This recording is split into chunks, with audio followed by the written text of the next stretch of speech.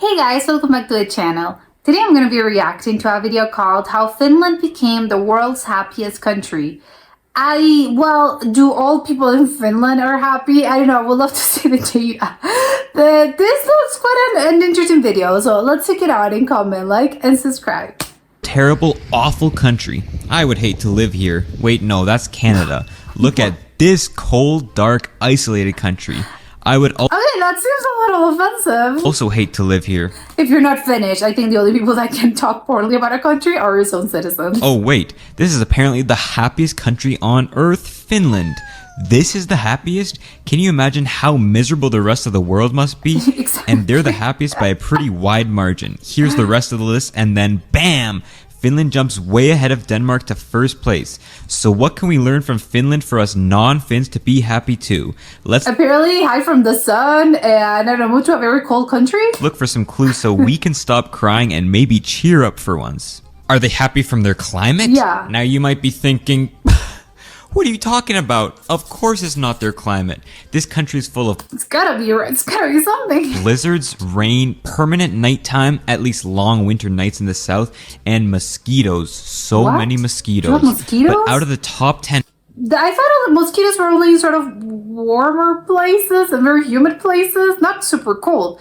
Actually, yes, I think very cold places don't have mosquitoes. happiest countries on earth, pretty much all of them are cold. Maybe it has to do with the mountains. I think it's more of a desert thing.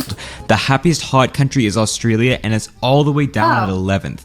Wow. Maybe there's something to a cold breeze to make someone happy. Actually, that proves my point. Again, probably the point is maybe to be happy, you kind of have to go against all advice instead of, oh, I'm taking a sunny walk outside. The day is beautiful. No, it has to be awful for you to feel okay. But our theory is not always true. Hot Costa Rica is happier than lukewarm Britain, and boiling Saudi Okay. Arabia is happier than hot Italy. So even though the Okay. weather might not influence happiness that much, the environment might. Finland is Yeah, I think it's probably have to do with all the other things and other elements. the wooded country. It's got a lot of bush. A whole 2/3 of the country is forest. That might have been Oh, it's good. You're surrounded by nature. That probably makes you happier. relevant in the 1800s, but it's the 2000s now. Most people don't live in the woods. They live Well, in that's cities. true as well. At least 85% of Finns do. True as well. It's mostly everyone's a city dweller. Not everyone lives in the middle of nowhere. But hold up, look at these pictures of their cities. Why are there trees? Why is there water? Cities are supposed to Well- look like this. Road, stores, Not skyscrapers, necessarily. road, more road. Yeah, there are some cities that have a lot of greenery in them. I think those are the prettier cities. But that's just me. Smog, road. It's not supposed to have nature, but the average Finnish city uses 30 to 40% of its space for what it calls green space, including Helsinki's 52 nature reserves, Tampere's green shorelines, That's and gorgeous. Jyväskylä's green ring. Finnish residents even say that their number one priority for their cities is Nature? transportation, Oh, like okay. literally everyone else on Earth. But their number two priority is proximity to nature. It also helps that Oh. Finnish cities are some of the Okay, so it's a priority. That's really, you know what? Actually, it's kind of true. I get them. I absolutely get them. least densely populated in Europe, and none have a population over 1 million. So nature is always near to them. Nice. quite That seems smaller. like a good way to So be smaller happy. cities. Could it Yeah. be their culture? At over 90% Finnish, 60% Lutheran, and small percent Sami in the north, Finland is quite homogeneous. They have a culture of education and innovation, with most people having So it's the opposite of other countries and other cities in which there's a lot of multiculturalism because everyone came from everywhere and it's just a whole hodgepodge of things. a bachelor's degree and having a 100% literacy rate. Not a Wow. single person can't read. I don't know how much I believe that, considering their language looks like. They also have an was that real? egalitarian culture that shows up particularly well in its work. You know, flat organization, autonomous decision making, strong work benefits, and the average work week only being 35 hours long. Just don't show up late. How much is 35 days a week? I would have to do the math and I can't do that, so I'm gonna move on. They'll beat the out of you if you do. Showing up late would Well, it's good. If you're only working 35 hours, I guess it's to be expected. You have to really, you have to be on time. probably break their trust, and Finns have built their society very trusting. Oh my god, the movie made me feel awful. What happens if you're in an accident or something happened, something came up? I'm gonna lose my trust in you forever. I'm sorry. Trusting. Maybe the cold and 6 centuries of foreign rule forced the Finns to rely on their neighbor, can't do much alone when outside looks like this, and can't go alone when your Swedish ruler drags you into another war. Or Oh my maybe God. they're just trusting because of the low crime rates and economic security the Finns have. So could it be secure? I would assume it's the opposite. I think people don't have. I think it's not. They're friendly because they don't have crime. It's not the other way around. Security that makes the Finns so happy. Exactly. Usually worrying about fighting a war or having your house robbed when you're gone or stepping outside and getting immediately shot is not great for your mental health. Yeah. And Finland is a very safe and secure country. Having their crime rate since the Sometimes ugly. That wasn't ugly. Come on. 90s, having a 0.2% poverty rate, 100% electricity access, and a very long life expectancy. Their biggest crime Is contributing 80 years long? I guess in comparison to other countries, I thought it was around 86. to that tiny rate, it was traffic offenses. Demographically, they're also fairly secure at 5.5 million people, expected to fall to around 5 million by 2100. That's not too big a drop. Hold on, only 6 million people, less than 6 million people live in this country? That's tiny. Not like Nobody lives there. Oh my god, I'm gonna have to switch my perspective on Finland. some of the drops in population other European nations are expected to face. Yeah. It'll be hard on the economy, but relatively small to make a relatively happy time. Geopolitically, too, they're Well, it's for people to keep happy, so I guess it's good. in a secure region. They're tucked safely inside the European Union for a free market,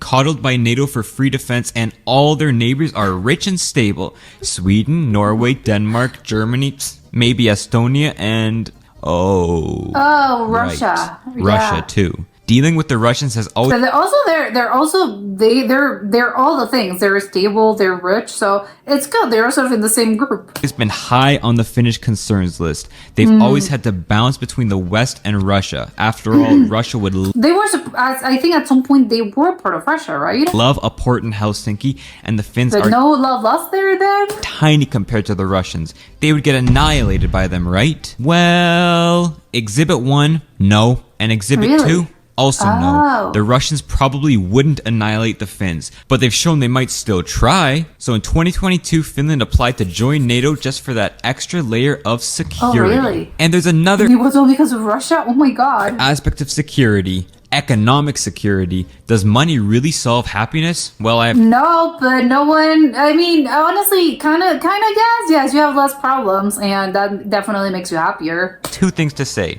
One, Finland wasn't always rich. They used to be Okay. a backwater, a sludge water, a stick in the mud nobody cared about for most of history.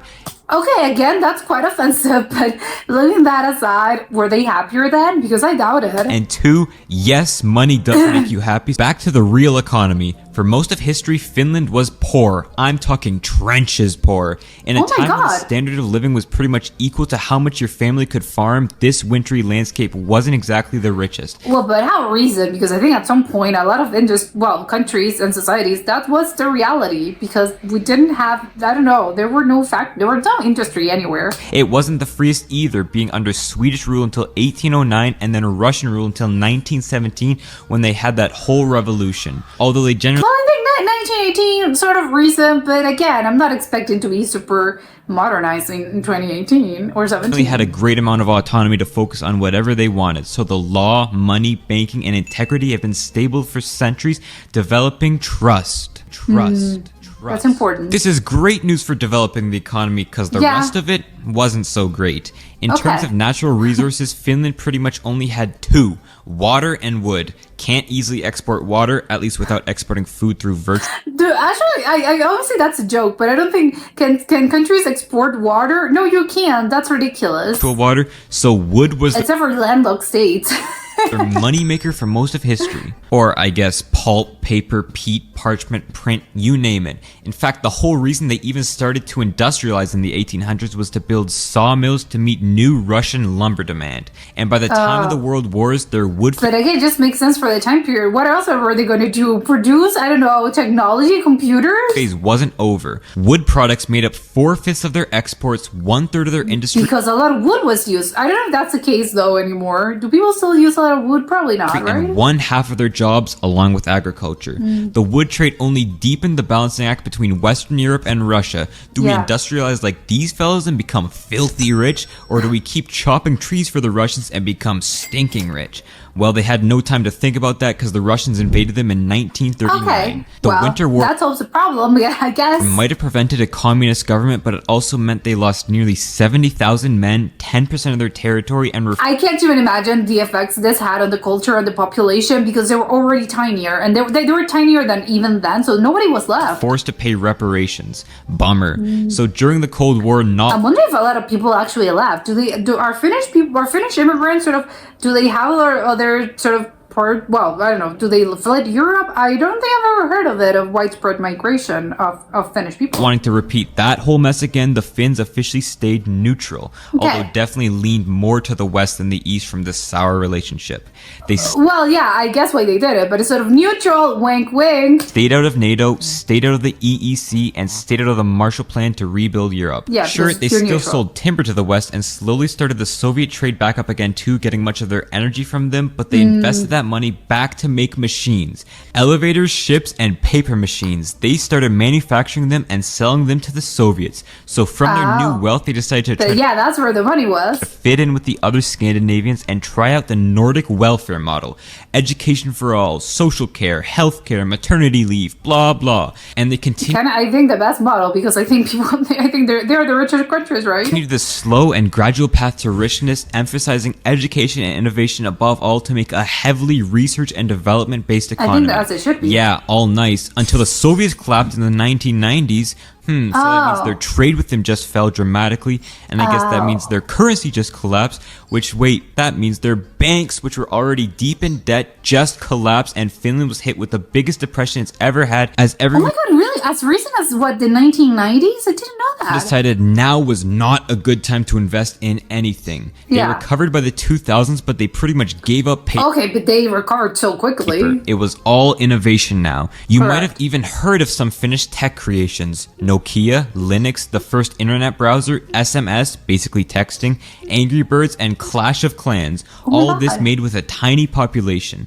The new Finland is booming, economically secure, and Oh my god, they have so many great people over there. Everyone's smart. on the cutting edge of technology. But if there's one thing you should take away from this, it's that there wasn't one moment Finland became rich. It was really a progressive. build-up from stable institutions of business over 150 years. So is it welfare that makes them so happy? Probably it's better. It would be the equivalent of you winning the lottery tomorrow. Probably wouldn't be, I don't know, not the same, but I think your problems are not going to be solved overnight. But if you have sort of wealth and you accumulate wealth through a lifetime, I think probably your problems are going to be solved kind of easier, I guess. I don't Perhaps know. the security it brings them makes them worry a lot less. But how do they even afford it? Well, Finland is not Norway. The Norwegian government gets nearly half of its revenue from oil money. Finland Yeah. doesn't have this luxury. And the Okay. average Norwegian is almost twice as rich as the average Finn, so they've got a lot more revenue to tax. Yeah. Finland has to go to those industries that were slowly built over 150 years and tax them for its revenue. Finland has one of the highest tax burdens on earth. How much? Number 2 for personal income at almost my God. 57%, Oh my God. and top 10 in sales tax at nearly Oh my god, okay, that's a lot of money. Oh, wow. 25%. But luckily for the Finns, their government also has a fairly competent accounting department. Every electoral term, the government is given pretty strict spending limits that they have to stick to. It's not I love it. They're frugal, but I think it's important for this. You're rich because you're frugal. every year, it's every government. This means they've usually ended up with a 2 to 3% surplus, and although they did get into some serious debt during their depression in the 90s, they ended up balancing it back out with their 2000s boom and then deficit That's again incredible. in 2008. But as their population ages, shrinks, and takes that tax money back Yeah, through that's gonna be pensions, bad. they've had to go back to this deficit spending, which is threatening their Nordic welfare way of life and could scare investment. Well, But is it a problem? Well, probably if they're planning ahead, but is it that much of a problem? what are they getting for all this spending, though? Pensions, free education, unemployment benefits, They're getting healthcare, everything. family benefits, Yeah. state subsidized housing, government loans on housing, and of course the training needed to deliver these services. Sounds pretty nice to me. Yeah. It also helps you could actually trust that your government will get these That's the most important part. You know, the government's not going to be stealing the money. services to you. In a lot of less developed nations, your tax bill will come, you'll wait for the new services you'll get, and keep waiting, and keep waiting, and keep waiting, and they never seem to come. Trusting that the government won't screw you when you give them 57% of your income is pretty important to feel secure. I think it was probably the most important part, and yes, it is a lot. But again, the sort of it takes care of a lot of things that you probably don't have to worry about. So it's up to you personally to decide if you would take this deal, but taking it doesn't seem to make them any sadder. Okay, that's I would in a heartbeat. Yeah, of course. This sounds like a great way deal. too much about this happy, jolly, jovial nation. Let's talk about their problems. First is Do they have obviously their problems? shrinking population Everything's also great that it's, do they have something negative? threatening their whole welfare model, bringing rising debt and falling investment along with it. So it is a problem. Second, they have a housing crisis. House really? prices are climbing at a pretty scary rate. But tell me which developed nation isn't facing a housing It's a problem everywhere, yeah. crisis. Am I right? I wish I could afford a house. Third, the whole Russia situation isn't getting any friendlier right now, and it sucks considering Russia was a huge supplier of energy to them. When they got cut off from Russian gas, electricity prices rose almost 50% in 1 year. They've had to get some coal plants back online to meet demand, and it doesn't help that 30% of their electricity comes from wood still. Jeez, wood? Someone help Finland get out of the 1730s with their wood burning plants. Get them some oil, uranium, at least a wind turbine.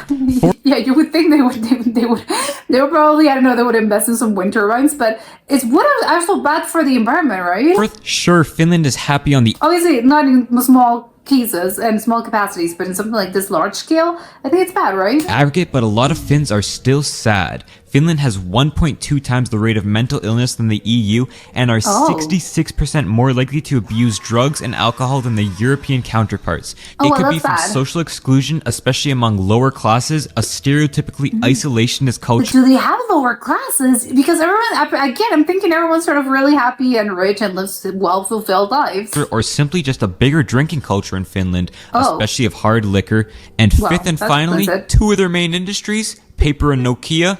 Apple destroyed both of those, but they're still quite diversified and complex. Of course. So to be happy, some keys are transparency, security, money, but most importantly, trust. Trust. Trust in your government, neighbors, businesses, schools. I don't know, trust in your dog. Trust that in 5 years from now, you'll also be in a comfortable position, and if anything happens to you, you can trust someone will help you. Trust. Trust me, it's what made Finland happy. I love it. That's a really nice message though.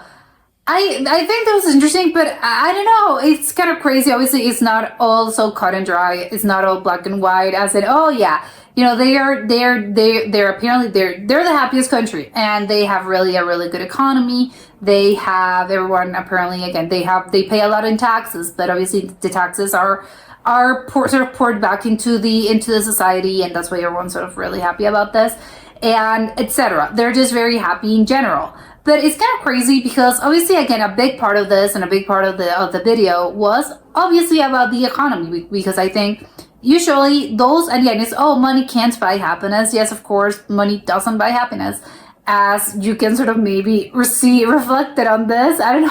I think they're making it sound like the average sort of Finnish person is just super rich and it's just, I don't know, owns a mansion. No, I doubt that it's like that. But again, they lead very stable lives, and I think their sort of income probably allows them to live sort of comfortably. And again, that doesn't mean they're millionaires or anything, because obviously I guess they are, of course, which country doesn't have them.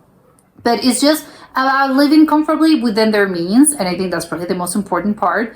And I get it's sort of, money does really tie it into happiness, because again, it's not going to solve all your problems. Having money, it's not going to be the magical all fixed solution.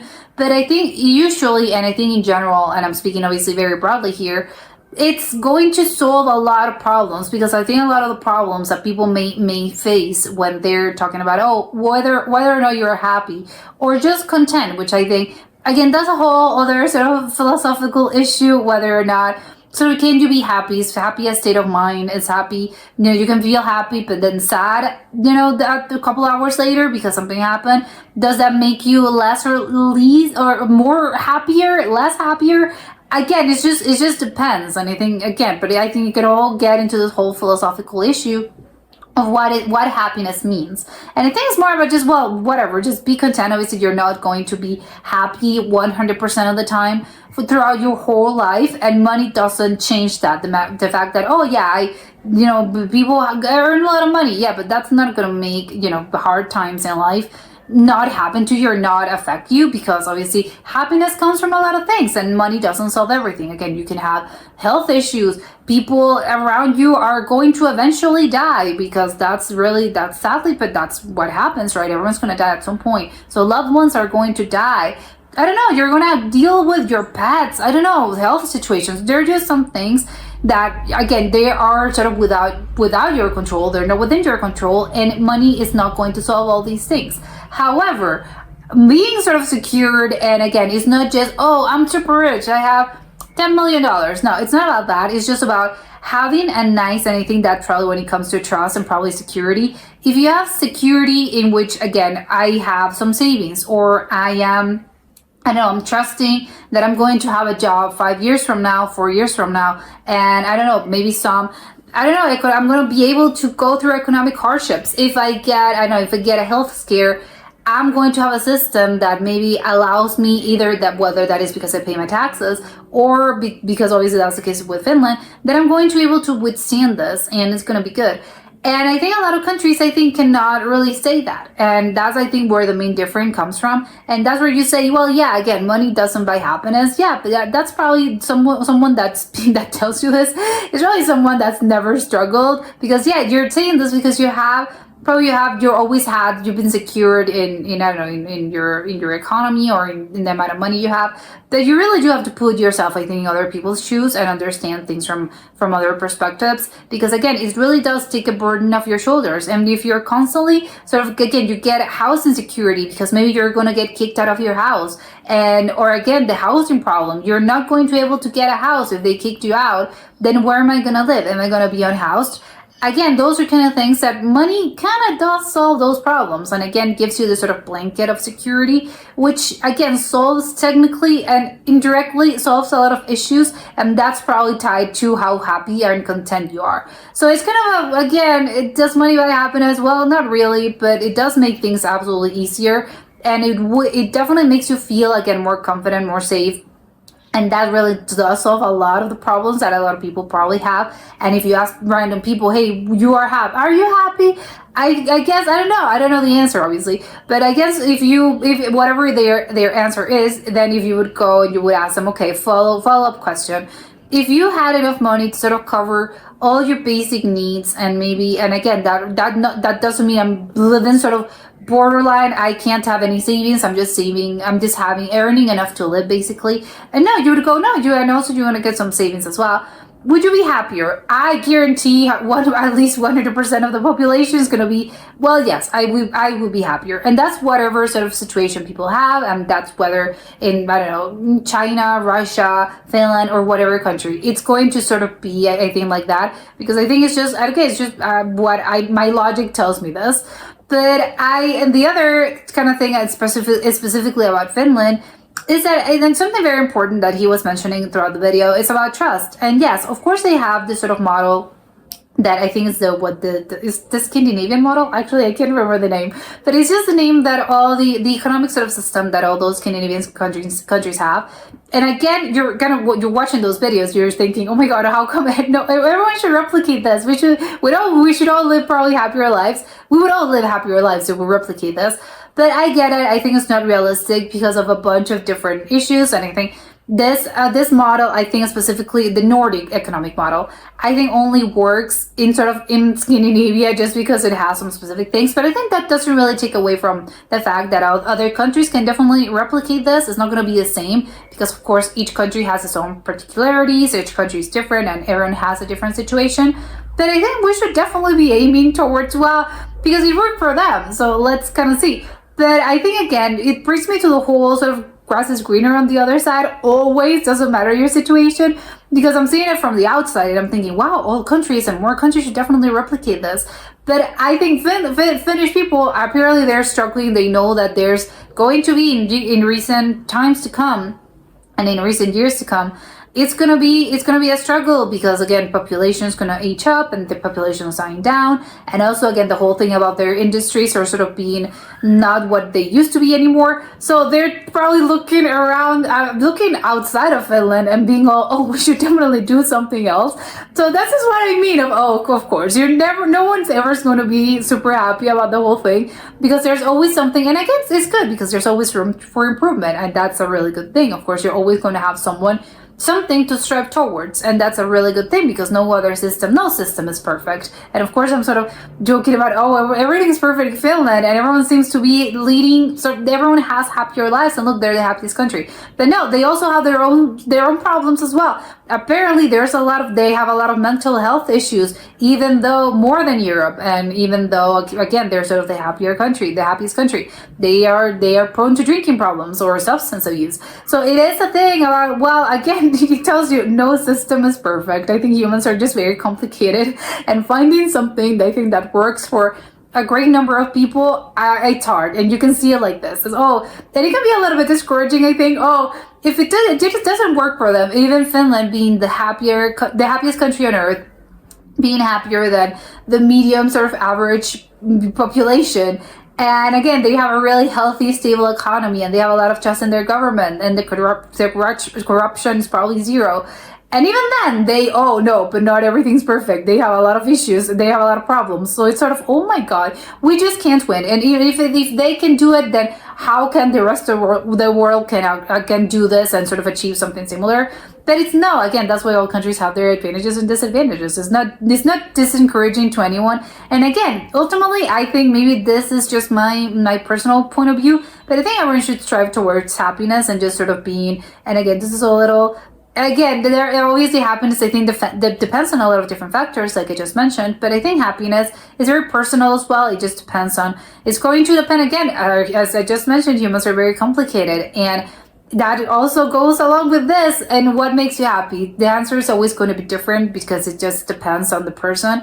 And again, just happiness is very personal. So I think it can be hard to sort of, it's not a scale you can measure because everyone's going to be, it's going to feel a little bit different. And again, even though there are certain things that I think are the basis for leading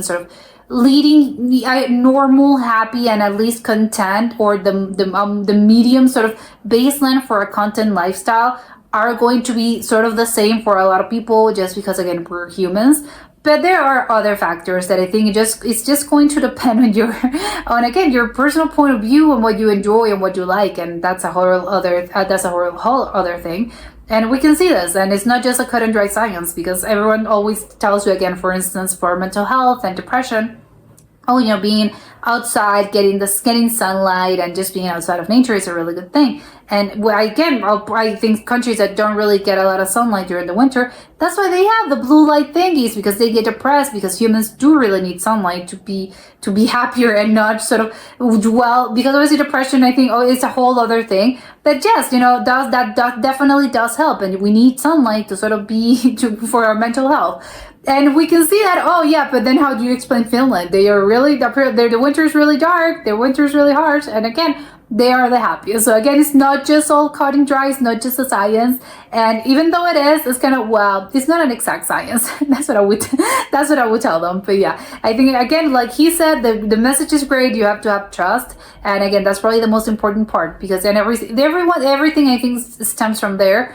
If you have trust in your government, if you have trust in your neighbor, if you're not constantly living in fear, that's already half the battle, and half the battle is won towards happiness or towards contentment. Because if you are just not isolated, and we, again, humans, even though you kind of may feel, I'm a social, I don't really like hanging around people, but still I think humans are just naturally kind of sociable, at least up to a certain extent. And again, you need to have trust, and that's just because humans are probably, we are both from animals, and it is a thing about, again, you're feeling like you're in a community, and that's a good thing that makes you happy. And again, you need to, in order for that to happen and to feel part of something, you need to have trust in your neighbors, and people that surround you, and of course in your government. You have to have trust in the government's not going to steal the money, and the corruption is going to be zero, as it should be. And again, that's what it should be. And again, we should probably learn some things about Finland, and probably Finland should look